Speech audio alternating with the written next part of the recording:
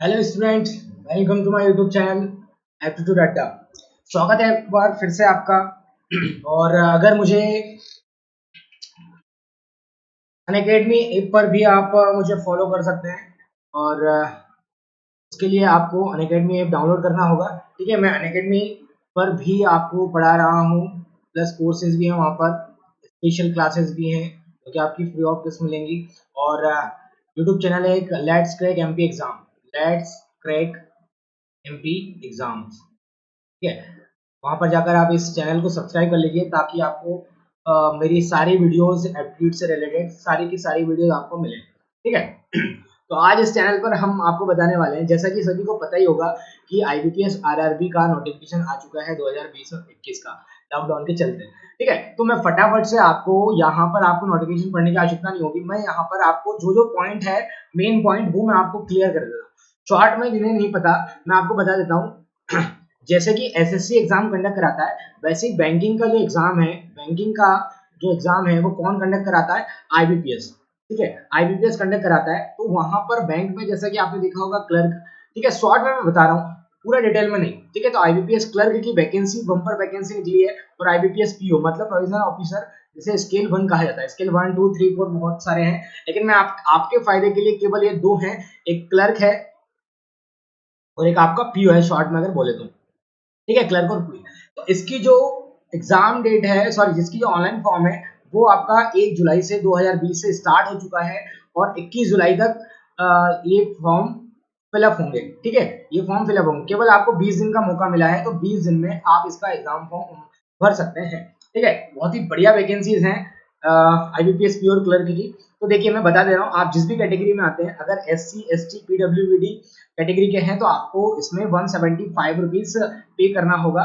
ठीक है, और फॉर अदर कैटेगरी, मतलब जो रिजर्व कैटेगरी में, अनरिजर्व कैटेगरी में आते हैं और जो ओबीसी कैटेगरी में आते हैं, अदर बैकवर्ड क्लास, उनके लिए 850 रुपए पे करना होगा। ठीक है, इतना क्लियर हो गया। अगला जो है वो हमारा एज लिमिट। एज लिमिट की सबसे ज्यादा प्रॉब्लम आती है, तो एज लिमिट क्या क्या होगी देखो। एज लिमिट के लिए, क्लर्क के लिए, जो क्लर्क है, क्लर्क का फॉर्म जो भी फिल करेगा, उसकी जो डेट है, डेट ऑफ बर्थ है, वो 1992, मतलब जुलाई 2 जुलाई 1992 के पहले नहीं होनी चाहिए। और 1 जुलाई 2007 2002 सॉरी 2002, इन दोनों के बीच में ही आपकी एज होना चाहिए।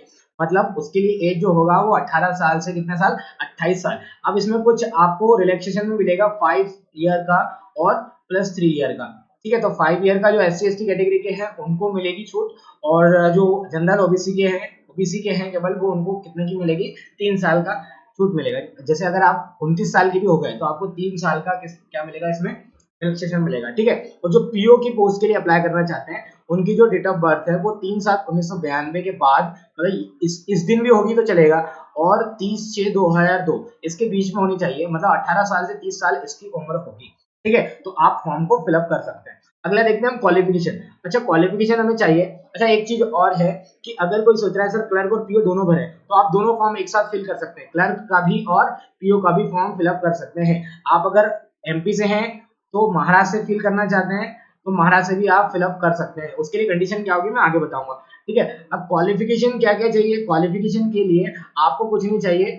जो भी इस वीडियो को देख रहा है, अगर आपके पास ग्रेजुएशन है, अगर आपके पास ग्रेजुएशन की डिग्री है, चाहे वो किसी भी ओपन यूनिवर्सिटी या किसी भी यूनिवर्सिटी से क्यों ना हो, अगर आपके पास ग्रेजुएशन है, चाहे वो कितने ही परसेंट मार्क्स से क्यों ना पास की हो, तो क्लर्क और पीओ दोनों के लिए आपके पास क्या होना चाहिए? ग्रेजुएशन होना चाहिए। चाहे वो बीसीए से हो, बीए से हो, या फिर बीएससी हो, बीकॉम हो, कुछ भी हो, केवल क्या होना चाहिए? आपके पास कोई भी डिग्री होना चाहिए।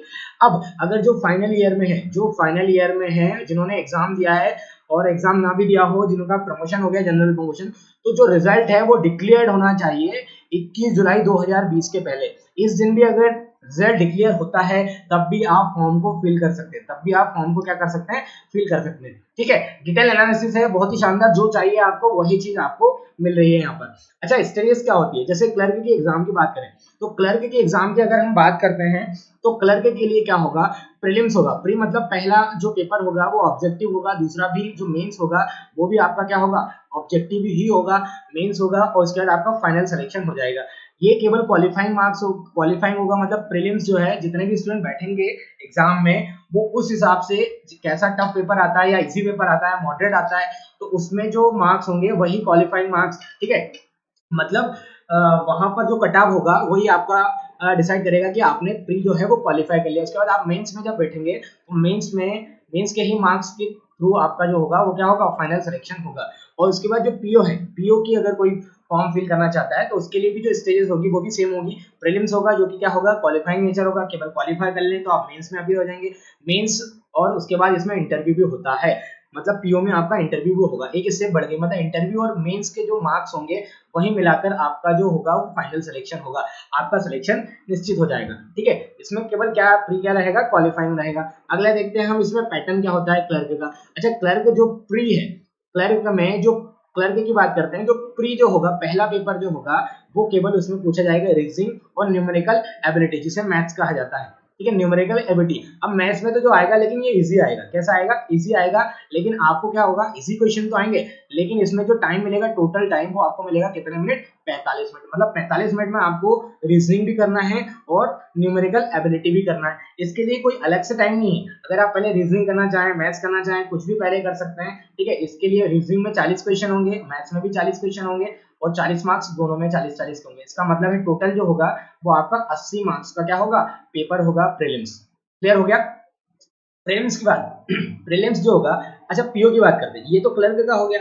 अब पीओ के प्रीलिम्स की बात करते हैं तो उसमें जो सब्जेक्ट होंगे उसमें भी वही होगा, रीजनिंग होगा और एक क्वांटिटेटिव एप्टीट्यूड होगा। मतलब मैथ्स के जो आपके जितने भी 16 20 24 जितने भी टॉपिक है उन सारे टॉपिक से आएगा। ये थोड़ा सा मॉडरेट लेवल का भी हो सकता है, पीओ का है क्योंकि पेपर, ठीक है। तो यहाँ न्यूमेरिकल एबिलिटी लिखा है, यहाँ पे क्वांटिटेटिव एप्टीट्यूड लिखा है, मतलब मैथ्स के सारे टॉपिक आ जाएंगे आपके पीओ में प्री पेपर में, पहले पेपर में। तो उसके लिए भी 40 क्वेश्चन 40 मार्क्स 40 मार्क्स, 45 मिनट आपको दिए हैं, 45 मिनट में आपको दोनों ही करना है, इसमें कोई भी इंडिविजुअल टाइम नहीं दिया है। चलिए अगला देखते हैं। अगला जो है वो हमारा पैटर्न क्या होगा, किसका, क्लर्क का। अभी हमने प्री की बात करी थी, तो प्री के बाद जो क्लर्क का मेंस होगा उसमें सब्जेक्ट देखो, ये दोनों तो होंगे जो प्री में थे, रीजनिंग और क्या था, न्यूमेरिकल एबिलिटी जिसे मैथ्स कहा जाता है। अच्छा, कंप्यूटर नॉलेज भी इसमें आ जाएगा, कंप्यूटर का थोड़ा सा नॉलेज, डीप नॉलेज नहीं चाहिए, ठीक है।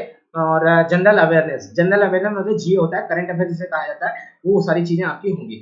और हिंदी और इंग्लिश, यहाँ पे ऑब्लिक लगा है, हिंदी इंग्लिश, मतलब या तो आपको हिंदी आती है या फिर इंग्लिश आती है, या दोनों में आप कंफर्टेबल हैं, इन दोनों में से कोई एक लैंग्वेज को आपको चूज करना है, या तो आप हिंदी को चूज करें या तो इंग्लिश को चूज करें। अगर इंग्लिश चूज करते हैं तो भी वही रहेगा, हिंदी चूज करते हैं तो भी वही रहेगा। अगर आप इंग्लिश नहीं आती है, जिसे इंग्लिश नहीं आती है उसके लिए बहुत फायदा है, वो हिंदी ही चूज करेगा, और हिंदी में बहुत ही सरल सरल क्वेश्चन आते हैं, ठीक है। तो रीजनिंग के लिए भी आपको 40 क्वेश्चन मिलेंगे, लेकिन इसमें जो मार्क्स होंगे वो कितने होंगे, 50। अच्छा, मैथ्स में न्यूमेरिकल एबिलिटी में 40 क्वेश्चन होंगे, इसके लिए भी मार्क्स कितने होंगे, 50। और जो जीए होगा उसके लिए भी 40 क्वेश्चन होंगे, सभी के 40 क्वेश्चन होंगे, लेकिन इसमें कंप्यूटर के लिए आपके 20 मार्क्स होंगे, 40 क्वेश्चन, इसमें भी 40 क्वेश्चन, कितने मार्क्स, 40 मार्क्स, इसमें भी 40 क्वेश्चन, हिंदी या इंग्लिश जो भी चूज करते हैं उसके लिए 40 मार्क्स। केवल 10-10 मार्क्स आपके जो प्री आपने देखा था, इसमें प्री में आपको 40-40 ही मार्क्स मिल रहे थे, लेकिन यहाँ पर क्या हो रहा है, 50-50 मार्क्स मिल रहे हैं।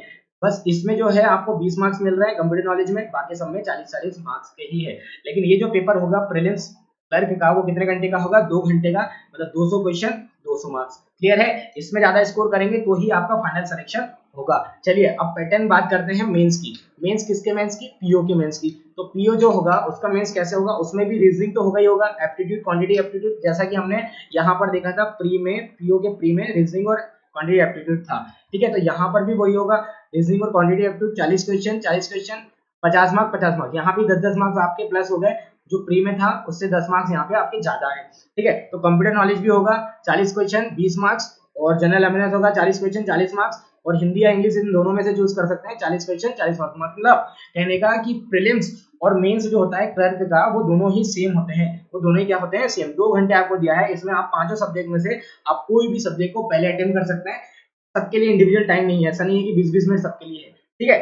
सबके लिए, सब आप कोई सा भी रीजनिंग करना है पहले, मैथ्स करना है, या मैथ्स करने के बाद फिर कंप्यूटर करना है, तो आप कैसे भी अटेम्प्ट कर सकते हैं। चलिए आगे बढ़ते हैं। तो आगे जो होगा वो हमारा नेगेटिव मार्किंग। नेगेटिव मार्किंग जो होगा वो आपका 0.25 मार्क्स का होगा, मतलब इसे हम 1/4 भी कहते हैं।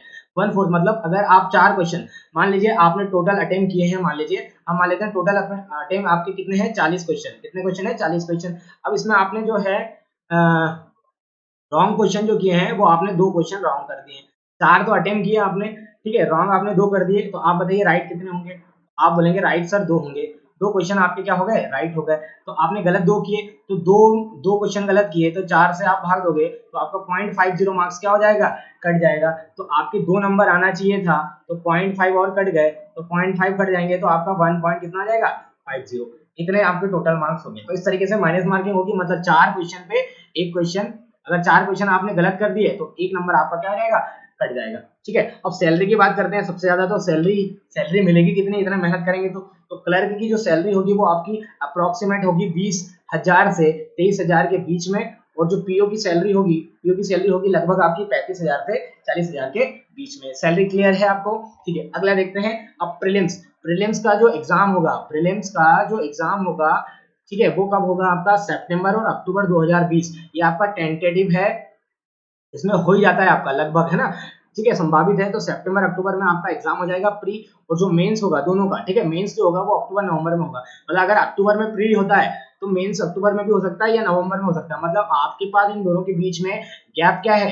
गैप जो है वो क्या है? बहुत ही कम है। तो आपको शुरू से ही किसकी तैयारी करके चलना है? मेंस की। अगर आप मेंस की तैयारी करते हैं तो प्री के 2 सब्जेक्ट तो आपको क्लियर ही हो जाएंगे, क्योंकि जो सब्जेक्ट 2 प्री में आ रहे हैं वही सब्जेक्ट मेंस में तो आ ही रहे हैं, और जबकि ज्यादा मार्क्स से आ रहे हैं, 10 मार्क्स ज्यादा। ठीक है, उसके बाद जो पीओ होगा, पीओ के लिए इंटरव्यू होगा, प्री क्लर्क के लिए तो इंटरव्यू होगा नहीं, तो पी इंटरव्यू जो होगा वो भी अक्टूबर नवंबर में हो जाएगा। मतलब इसकी जो ज्वाइनिंग हो जाएगी वो आपकी कोई एसएससी या किसी और एग्जाम के 1 डेढ़ साल 2 साल के अंदर में नहीं होगी, वो केवल आपको, आप देख रहे हैं 10-10 20-20 दिन के अंतर में ही आपका ज्वाइनिंग भी हो जाएगी। मतलब इंटरव्यू हो जाएगा, फिर ज्वाइनिंग उनके हिसाब से वो दे देंगे। ठीक है, अब मैं 2 स्टेट की बात कर लेता हूँ। एक एमपी में जो पोस्ट है वो मैं बता देता हूँ, वो आपकी 183 पोस्ट है सारी मिलाकर, और एमएच मतलब महाराष्ट्र की जो पोस्ट है वो 76 है।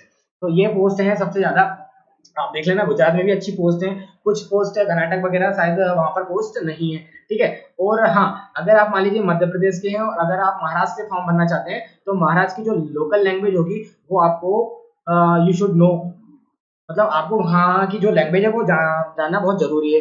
अगर मान लीजिए आप गुजरात से पढ़ते हैं तो वहाँ की जो लोकल लैंग्वेज है वहाँ की लैंग्वेज आपको पता होना चाहिए, लेकिन वहाँ आप हिंदी इंग्लिश का ऑप्शन रहेगा, एग्जाम आप हिंदी इंग्लिश में दे सकते हैं, लेकिन आपको लोकल लैंग्वेज वहाँ की आनी चाहिए। ठीक है, तभी तो आप बात कर पाएंगे। कोई कहेगा खाता लेकर आ गया और भैया पासबुक प्रिंट कराना है, तो आपको समझ में नहीं आ रहा कि बोल क्या रहा है, और आप वहाँ पर बैठ गए हैं क्लर्क की पोस्ट पर, या पैसे जमा करना है, आपको समझ में ही नहीं आ रहा है, वो अपनी लैंग्वेज में बोल रहा है, तो वहाँ की लोकल लैंग्वेज आपको जानना बहुत ही जरूरी है। मेरे ख्याल से आपको इंपॉर्टेंट चीजें सारी क्लियर हो गई हैं, तो फटाफट से इस फॉर्म को फिलअप कर दीजिए। ठीक है, इसकी डेट 21 जुलाई लास्ट है।